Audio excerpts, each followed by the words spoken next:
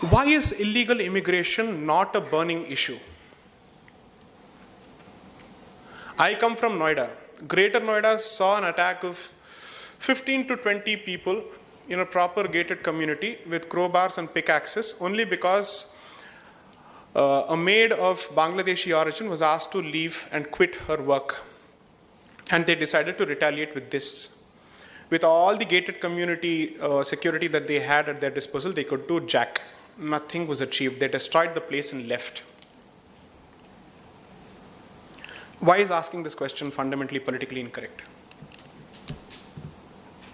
When they say India must provide space to all these people, India must open its doors to all these people, who is going to open their doors? At whose expense is the resources or are the resources being allotted? That's a fundamental question that you have to ask. Now, there's a decent chance somebody might say, okay, if your position is based entirely on resources, are you okay with even Indic communities or let's say Hindu illegal migrants being sent back? That will be the next question, right? That will be the next question, which is why you have to be sure of your identity. Otherwise, your own argument will be used against you. Because they say, oh, resource is the problem. Inko bhi bhej do. Kya problem hai? Kya takleef hai? Why are you taking two different positions? Okay, I'll take a simple position. Why are our missiles not named after Akbar, Babur and Humayun? Why are they called Agni, Prithvi? If you take the argument to that extent, why is your battle tank called Arjun? Why are your awards named after Arjuna and Drona? What are you exactly referring to, and what is it that you're acknowledging when you do these things? Exactly. It represents the civilizational ethos of this country and the collective memory and the civilizational memory of this country. So, when you have at the very least 52 countries which are part of OIC, the Organization of Islamic Countries, which are in a position to take care of people who belong to a particular faith. I'm very sure tomorrow somebody will demand, claim these awards as Akbar award or something like that. Why not? They will certainly do it. Road के नाम बदलने में आपको इतनी तकलीफ हो रही है, क्या बात कर रहे हैं sir आप? I mean, it's so difficult to have Aurangzeb lifted off that place and even replace it with Abdul Kalam. So, the point I'm trying to make is this. Which is why the more you pussyfoot around the question of identity, the more it is going to become difficult for you to take the position that India is primarily the homeland for those people who believe in India's civilizational identity, which is the Indic identity. That does not take away my promise of equality to citizens. But for you to say that I must treat every illegal migrant and every refugee at par with each other or at par with citizens, I'm sorry, I cannot accept that particular position. Today, it has come to a point that perhaps Rohingya immigrants enjoy better sanitary conditions than Pakistani Hindu refugees and perhaps even Kashmiri Hindus. That is a fact. Last summer, Pakistani Hindu refugees who were living in Delhi lived without electricity for a good 3 weeks in inhuman, unsanitary conditions. But nobody seems to know of it at all.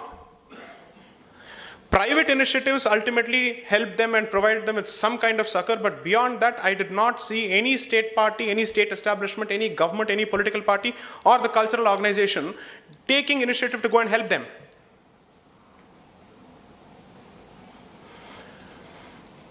Hinduism was born in America, correct?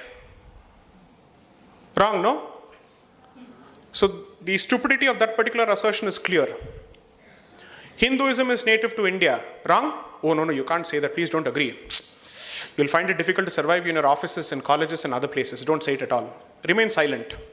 That's perhaps the best way to answer to that question. No? If India does not open its doors to communities which share the civilizational identity of this land, where are they supposed to find shelter? In the Islamic Republic of Saudi Arabia, I'm sorry, you can't use the word republic when it comes to Saudi Arabia, no, I forgot, right. So my point is, where are they supposed to find shelter?